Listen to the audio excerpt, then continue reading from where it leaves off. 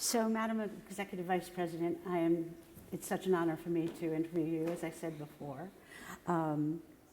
Where I want to focus first on the Digital Markets Act, the DMA.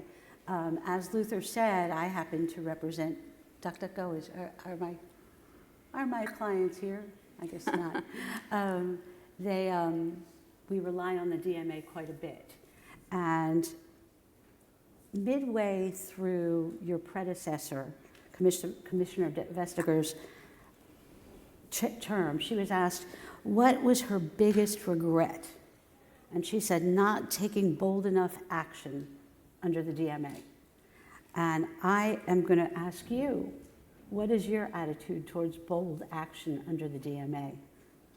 Oh, thank you for the question and thank you for the invitation. I'm a little bit, each one has her own profile. So I'm a little bit more like the type of transatlantic partnership that the previous picture was showing. Lego from Denmark being combined with your little tech. So these two pictures of the two of us working together.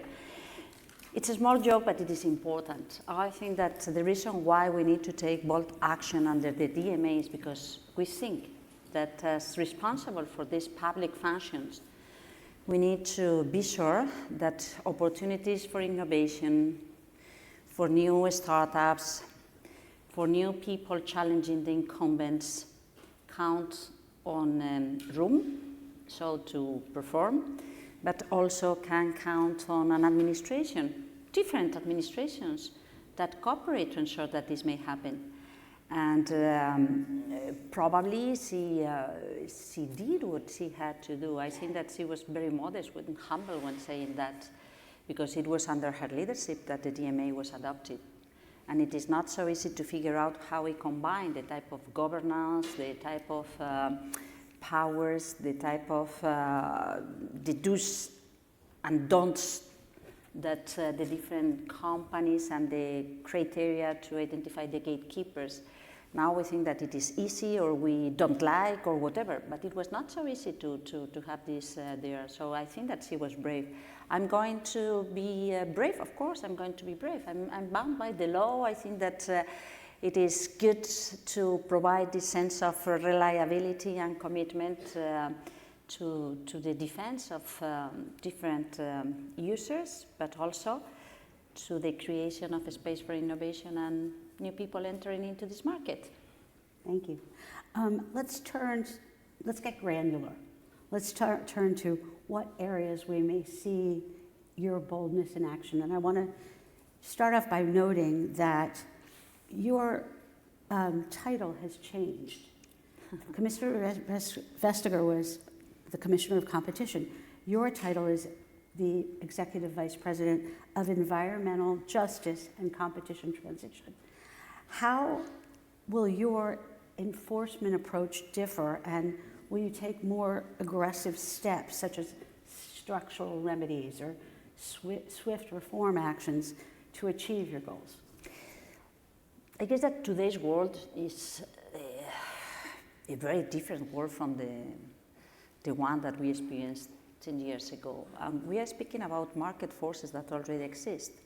I cannot figure out how a company that intends to be successful, long-lasting, successful company cannot take into consideration the impact on the society of what they produce and the demands of the society to count on good product services, but also to pay attention on the welfare of the society, or the fact that there are limited resources. So if there are limited resources and the whole world intends to increase the quality of life, it is quite wise to think about green, environment, climate, all those things that seem to be quite revolutionary, but that are not revolutionary, are just common sense, data, and reason. So when we take into consideration the different market forces to assess any individual case, including those happening under the different markets, these are references that need to be taken into account, as well as the different time scales in terms of identifying how productive, effective, or anti-competition any behavior may be. And somehow this is reflected in the title of my mission. So yes, I deal with competition policies. In my mission letter says that I need to be sure that we can put in place an evolution of the way we implement the competition tools to be ready to defend the rights of the consumers, to ensure a level playing field, a well-functioning open economy, to improve transparency and dedication. Sure. And this is what we intend to do. I take it from your remarks that you don't believe that bold enforcement of the DMA is contrary to any of those things. And I'd like to compare that with the signals you're getting right now from the United States. Do you interpret the omission of the DMA and Vice President Vance's AI speech in Paris and the U.S.'s restraint on criticizing the DMA as a positive sign? I mean, are you seeing any common ground emerge with Washington on reining in big tech? I know what the European consumers think and say. I know that they think that this is very useful things that they can use. The digital world helps to improve the quality of their products, the way they relate to the others, and the capacity to keep on improving their own business as users, or the services they can provide if they are providing services in the digital context. But they also would like to count on an administration that pays attention to ensure a level playing field, fairness in the way they can accept these services without putting at risk, I don't know, privacy, different rights, the possibility to choose between different providers, suppliers, and so on. So we had a difficulty to identify how we could enter into that. And when this conversation started a long time ago, during the Trump 1 administration, it was already clear that this type of feelings, sentiments, expectations were very present in the American society too. So we thought that it was good to learn from each other, to identify how each of us could protect the consumers through the regulation and the strong enforcement of the regulation. And that's what we have been doing along these years. More than 300 million Europeans to rely on Google or rely on Meta for any type of provision of services or access to many different aspects of their day-to-day life. So these 300 million people expect from their administration to protect their rights. When implementing the DMA, we also opened the space for small, very valuable digital companies, many of them coming from the US, that identify that they can work and develop their own products, and that the consumers may identify their products as more preferable products than the products being provided by traditional incumbents. So I think that there may be some misunderstandings, because in fact it is not against anyone. It is to protect the rights of our citizens, the same way it could be the right or the way to protect the rights of the American citizens and the American companies.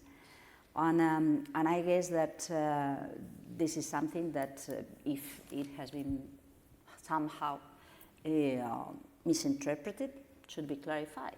But it's so good to count on American companies developing this business to perform so well, to have new challenges contesting the existing ones, providing new services. It's exciting. I think it is thrilling. I think it is great news. But I guess that I have to ensure that my children may challenge their parents, their mom, in case they find ways to solve the problems in a better way. So the same for the digital world. Well, picking up on that, leveling the playing field for startups. I know there are many people in here which want you to elaborate on that a little bit. How do you plan to ensure your policies help startups and scale-ups compete rather than inadvertently burden them? In other words, can measures like the DMA really empower the next generation of startups, which I think all of our children are getting involved with?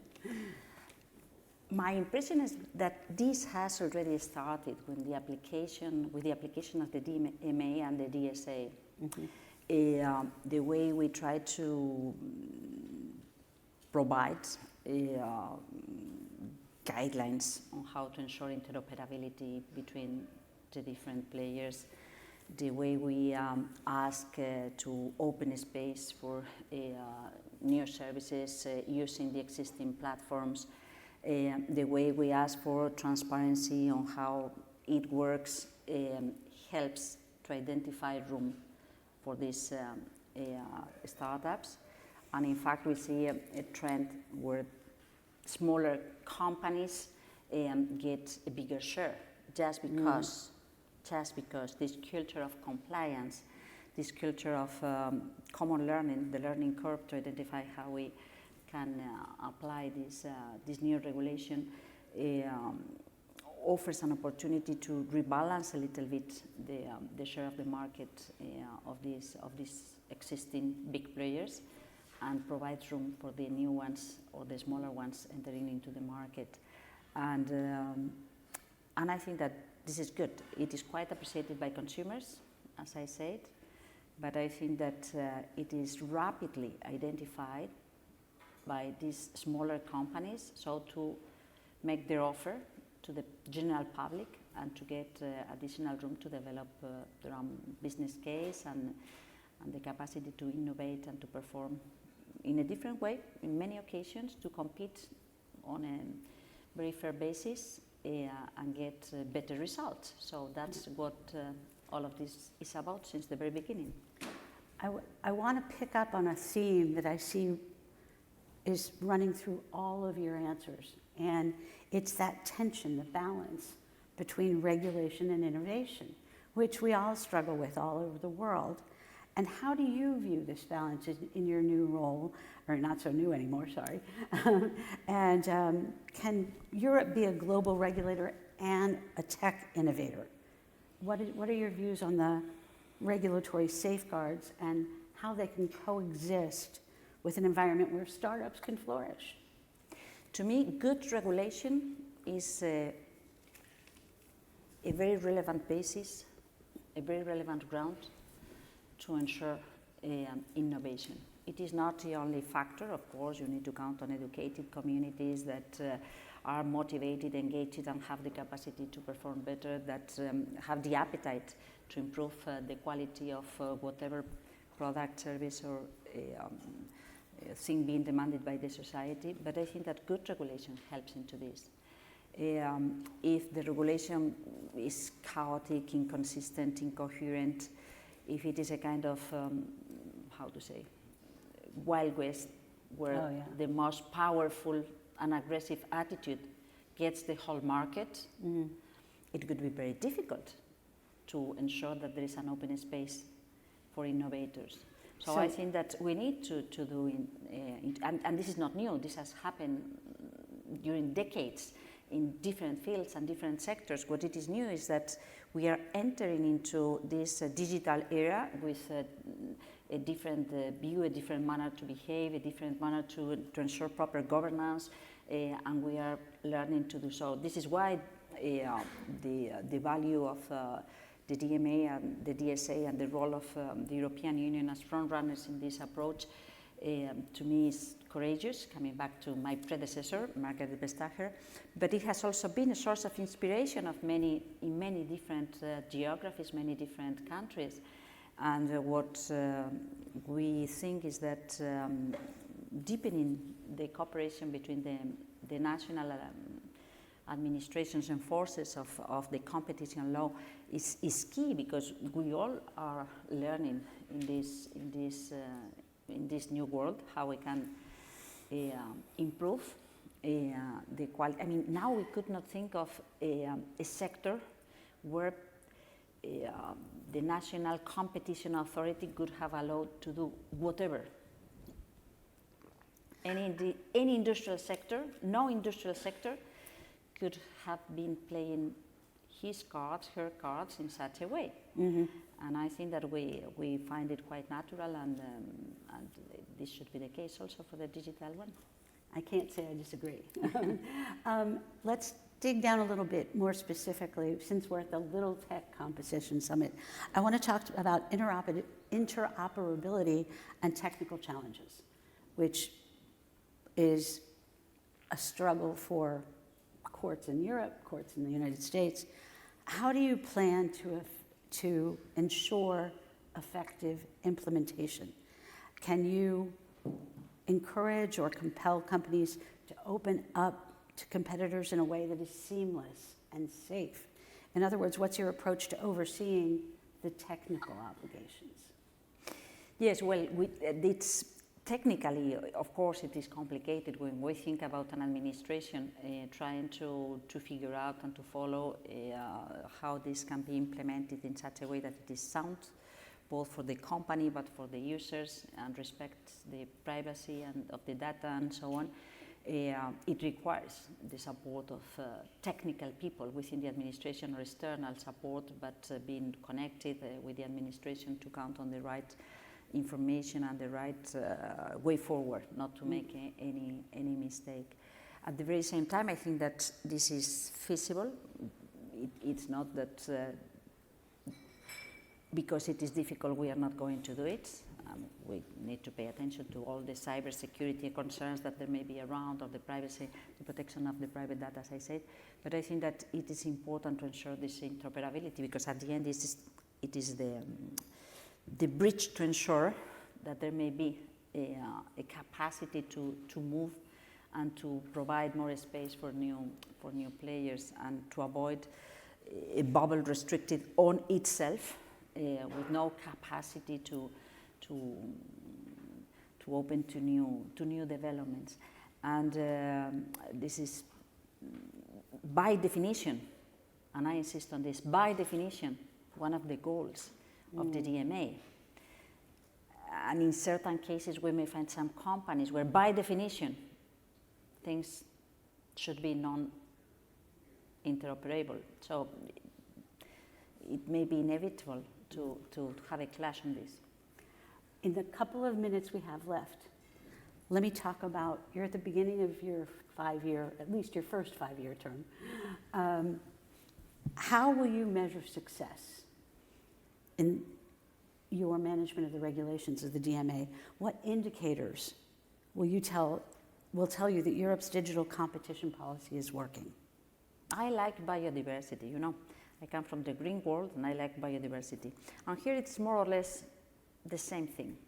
A rich, biodiverse, digital, safe future that works well in a peaceful manner, so with not so many clashes around, and that provides room for innovators to innovate. I think that we will be witnessing in the years to come to what extent we are able to draw all the benefits of this new legislation, regulation, and to what extent it is a way to manage in a much more friendly, common way the challenges that the users at one side or the other side of the Atlantic identify as relevant pieces to keep on succeeding.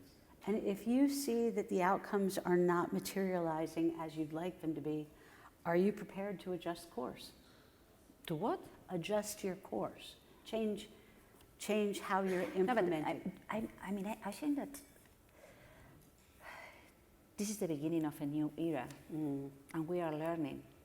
So it's not that I am prepared or I'm not prepared. I'm sure that we need to adjust course, because none of us knows very well how things may evolve, and we may find something absolutely unexpected that brings us to a new paradigm which is fantastic, that does not fit for purpose. Or it can be the other way around, that we identify loopholes that deserve further attention in order to improve the quality of the job and the products that are being provided to the market. So I think that we need to be humble, to be transparent, to learn, and to adjust in order to improve. Not in order to go back, but in order to improve. I think your openness to adjusting as we embark on this new era shows that you absolutely have the temperament to succeed. So, but I want something, because I see the signals coming from the audience. Okay. I want a picture with that other picture in the screen, that you and me in the scene with the picture. I found we were beautifully represented in those. I think so. small- I want one too. Luther, what are we going to do about that? Can we put the picture, please? And then I promise I leave. Oh, there we are. I'm going to put it up in my office if Oh. you'll put it up in yours. Thank you so much.